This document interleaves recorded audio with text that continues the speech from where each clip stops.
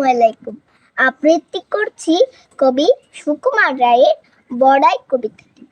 গাছের গোড়ায় গর্ত করে ব্যাঙ বেঁধেছেন বাসা, মনের সুখে গাল ফুলিয়ে গান ধরেছেন খাসা। রাজার হাতে হাওতা পিঠে হেলে দুলে আসে, বাঁকড়ে বলে ব্যাঙ বাবাজি গর্তে ঢুকেন ক্রাশে। রাজার হাতে মেজাজ ভারী, হাজার রকম চাল, হঠাৎ রেগে মটাং করে ভাঙলো গাছের ডাল।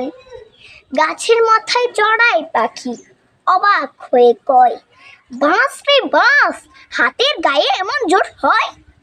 মুখ বাড়িয়ে ব্যাঙ বলেন, ভাই তাই তো তোরে বলি, আমরা অর্থাৎ চার পেয়েরা এমনি ভাবেই চলি।